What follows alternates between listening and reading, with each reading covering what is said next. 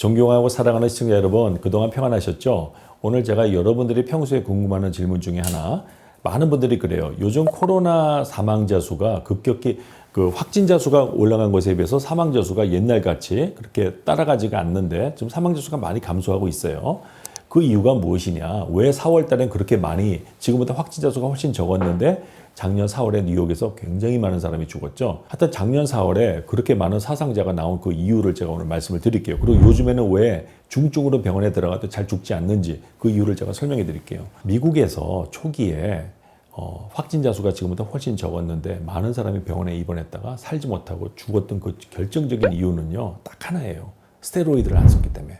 그 당시 가이드라인에서 스테로이드 쓰지 말라고 그랬거든요. 스테로이드 쓰면 오히려 더 위험할 수도 있다는 그런 주장들이 있었고, 그 유명한 업투데이트, 의사들이 많이 보는 그 업투데이트라는 홍보 그런 문헌 보는 사이트가 있는데, 거기서도 초기에 그 스테로이드에 대해서 굉장히 부정적이고 잘 모르겠다라는 그런 얘기를 했거든요. 그래서 초기에 우리가 스테로이드를 쓰지 않았어요. 그냥 그 벤틸레이터에다 사람들 놓고 쉽게 말해서 면역을 억제하는, 염증을 강력하게 억제하는 스테로이드를 초기에 쓰지 않다가 이제 여름 지나고 나서부터 이제 스테로이드가 완전히 명약이 돼가지고 덱사메타손이 중증 코로나 환자에게 썼을 때 호흡 부전으로 인한 사망률을 감소시킬 수 있다는 결과가 나오면서 이제 NIH에서 그걸 인정을 했죠. 코비드 치료의 지금 최신 트렌드 말씀드릴게요. 치료법은 뭐냐면 환자가 일단 병원에 입원할 정도가 되면 무조건 렘데스비어 시작합니다.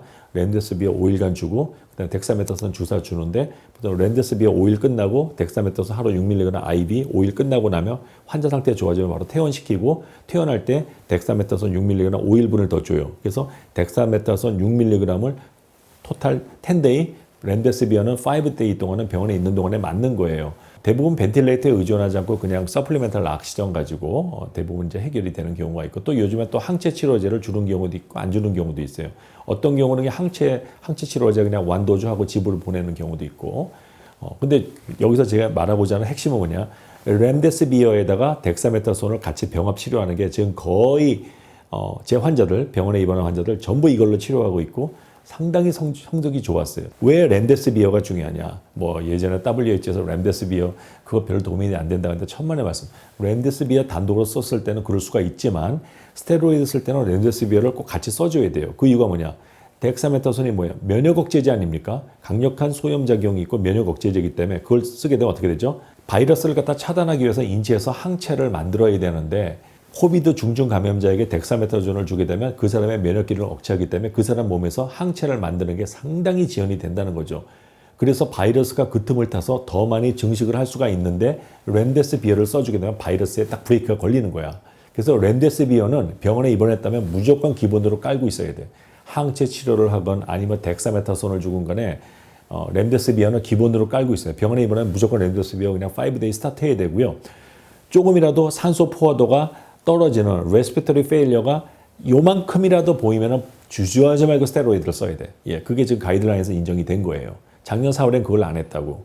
거기서 이렇게 시비가 엇갈린 겁니다. 예, 그래서 지금 많은 분들이 병원에 입원해서 죽지 않고 살아남는 이유가 바로 렘데스비어와 덱사메타손 병합 치료 때문이고, 특히 저는 덱사메타손이 거의 80%의 역할을 했다고 보고 있어요. 열흘분에 한국 돈으로 10,000원도 안 하는 그 값싼 치료약이 지금 코비드19 중증 감염자의 사망을 획기적으로 줄이는 명약으로 떠오른 것이고, 그 외에도 요즘 다른 면역 억제제, 강력한 요즘 염증 억제 그런 약들이 사망률을 낮추는 데 도움이 된다고 지금 알려져 있습니다. 그래서 지금 코비드 치료의 최신 경향은 무조건 염증 억제 전략이에요. 그래서 많은 분들이 또 이런 질문을 하더라고요. 장 박사, 치료제가 있는데 백신이 왜 필요하냐고. 걸리면 치료제로 치료하면 되는 거 아니냐고. 아마 이분들이 주장하는 게 그 아이버맥틴이나 하이드록시클로킨을 얘기하는 것 같은데, 거기에 대한 제 생각은 그렇습니다. 여러분, 교통사고 나면 병원에 가서 치료하면 되는데 굳이 안전벨트를 매냐라는 저는 주장과 똑같은 거라고 봐요. 교통사고 나도 병원에 가면은 치료할 수 있는데 교통사고를 예방하기 위해서 안전벨트를 매야 됩니까? 여러분, 그거 말이 안 된다고 보잖아요. 여러분, 코비드19에 경미하게 걸려서 무증상자나 경미한 사람들 보고 여러분들이 코비드19를 좀 과소평가하는 분들이 절대 그렇지가 않습니다. 제 환자 중에, 그러니까 나이가 중요한데 50세 이후에 코비드에 걸린 사람들이 장기 후유증 되는 거 저는 좀 많이 봤거든요. 제 환자 중에 한 명은 죽지는 않았어요. 병원에 입원해서 렘데스비어 덱사메타손 해가지고 퇴원을 했는데 움직이면 산소 포화도가 93, 92로 떨어지는 거야. 그래서 가만히 있을 땐 산소 포화도 괜찮아. 그냥 병원에서 퇴원을 시켜서. 근데 이 사람은 조금만 움직이면 층계 한 계단만 올라가도 숨이 차. 막 산소 포화도가 90%막 떨어져. 저한테 막 전화를 해요. 자기 완전 폐인됐다는 거예요. 운동은 완전 불가능이죠. 아니 여기서 저만큼 가는데도 그 난리인데. 그래가지고 제가 폐CT를 찍어보니까 폐소미화가 보이는 거거든. 그 사람 멀쩡해요. 얼굴 보면은 뭐 하나도 뭐 병자 같지가 않아. 근데 그 사람 운동 능력 완전히 진짜. 근데 폐 기능이 서서히 회복이 되더라고. 내가 그 사람을 보니까는. 그래서 제가 이제 그 환자에게서 스테로이드 덱사메타손을 한 6데이를 더 연장을 했어. 그러면서 뭘 줬냐면 그 천식 환자한테 쓰는 이네일드 코리코스테로이드. 요즘 스테로이드가 이렇게 들어 마시는 게 있거든요. 코비드19에서 회복되는 과정에서 이제 전산소증 올 때 이제 스테로이드를 좀 약간 연장할 수 있고 그 이네일러 코리코스테로이드를 주면 상당히 도움이 되더라고요. 그래서 그 환자들이 결국 회복이 되는데 한 3달이 걸려. 3달 동안 완전히 뭐 걷지도 못하고 또 어떤 사람은 미각이 변화가 돼가지고 고기를 먹으면 완전 무슨 석유같이 느껴진다는 사람도 있고 뭐 젊은 사람이 이 사람은 한 뭐 30대였나? 코비드에 걸리고 완전히 회복이 됐는데 없던 어지러움증이 생긴 거야. 근데 그게 지금 많이 보고되고 있어. 이명, 귀에서 윙 소리 나고 어지러운 거. 원인을 몰라. 왜 생겼는지. 근데 저 코비드 걸리고 나서 없던 어지러움증 생겼다는 분 상당히 있습니다. 또 미각이 돌아왔는데 맛이 변화돼서 옛날에 자기가 좋아하는 음식의 맛이 이상하다는 거야. 약간의 차이인데 여러분 생각해 보세요. 먹는 재미가 얼마나 커요. 근데 그게 지금 변화됐을 때 굉장히 큰 불행이죠. 또 어떤 사람은 또 후각이 지금 뭐 6개월이 지났는데도 안 돌아온다는 사람도 있고 또 어떤 사람은 코비드 걸리고 나서 회복이 됐는데 두통이 생긴 거야. 두통이. 또 어떤 사람은 코비드 걸리고 나서 없던 고혈압이 생긴 사람도 있어. 고혈압이 코비드 회복하고 나서 혈압이 생긴 거야. 왜? 혈관 손상이 왔겠죠. 그런 사람도 있고. 아니 여러분 그런 후유증 있는 사람들 다 보셨어요. 저는 코로나 환자를 300명 이상을 봤다니까. 제 환자가 코비드에 걸려서 어떻게 되는지를 직접 목격하고 치료하는 의사라니까요. 현역 의사예요. 이거 후유증이 만만치가 않아요, 여러분. 무증상 감염자들은 바이러스가 조금 들어온 거야. 조금. 재수가 좋은 거지. 어떤 사람은 100만 마리 들어와. 그러면 그 사람은 그냥 약간의 몸살? 그걸로 끝날 수 있어요. 어떤 사람은 1억 마리가 들어와. 그 사람은 잘못하면 병원에 실려갈 수 있어요. 근데 요즘은 다 마스크들 쓰잖아. 이 마스크가 솔직히 말해서 난 방역에서 제일 중요한 거 딱 하나 뽑으라면 마스크인 것 같아요. 제가 볼 때는. 그거 쓰기 싫어하는 사람들 아직도 많은데 마스크 썼기 때문에 바이러스가 좀 전파되더라도 그 로드가 훨씬 감소가 된 거지. 그래서 요즘 무증상 감염자들이 많아진 거예요. 초기에는 마스크도 안 썼잖아요. 초기에 작년에 2월 달만 해도 뉴욕에 마스크 안 쓴 사람들 굉장히 많았는데 사람들 죽어나가는 거 보고 그때부터 사람들이 마스크를 썼다고. 그래서 작년에 비해서 요즘에는 코로나에 걸려도 경미하게 걸리는 이유가 다들 마스크 쓰고 그러다 바이러스가 좀 뭐 새 나가겠지. 그래서 걸리니까 그 바이럴 로드가 굉장히 낮은 거야. 그래서 무증상자거나 경미한 사람들이 많은 거고 또 중증으로 갔다 하더라도 병원에서 렘데스비어하고 덱사메타손 주니까 잘 안 죽는 거고. 그런 이유입니다.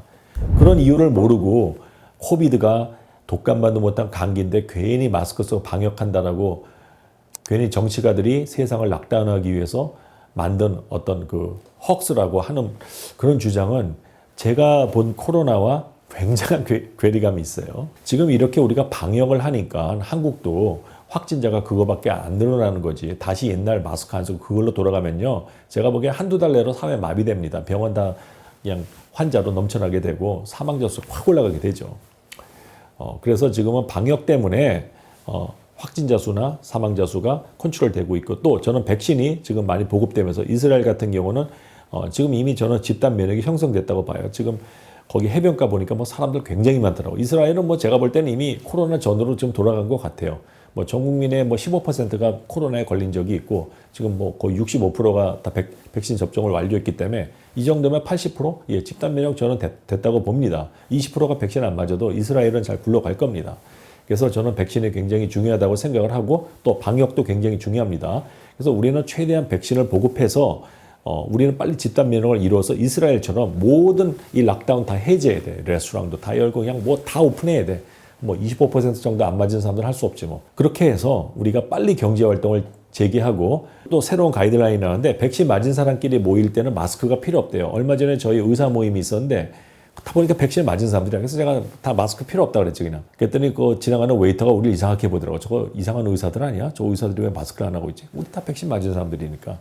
단 내가 백신을 맞았지만 하이리스크인 사람한테 갈 때는 그때 마스크를 써야 돼. 백신을 맞은 사람도. 그것만 예외고 그냥 로리스크들 컨택할 때는 마스크가 좀 필요 없다고 지금 나왔다니까요. CDC에서 그렇게 나왔다니까요, 지금. 그래서 올해 안으로 우리는 빨리 집단 면역 이루고 모든 락다운 다 해제하고 경제 활동 완전히 풀로 그냥 그렇게 해서 그동안 우리가 피해 본 거 다 보상을 받아야 됩니다, 여러분. 저는 이렇게 제가 직접 코로나 환자를 보고 느낀 거 그리고 이러한 논문에 근거해서 여러분들에게 말씀을 드리는 거지 어떤 썰을 말씀드리는 게 아니라는 것을 여러분들은 잘 아실 겁니다. 그래서 여러분들 방역에 적극 협조하시고 그리고 또 백신 보급에도 많이 앞장서 주셨으면 좋겠습니다. 오늘 제 강의가 여러분들 인생에 17%라도 도움이 됐다고 판단되시면 꼭 좋아요와 구독을 눌러주셨으면 감사하겠습니다. 감사합니다, 여러분. 다음 시간에 다시 뵙겠습니다.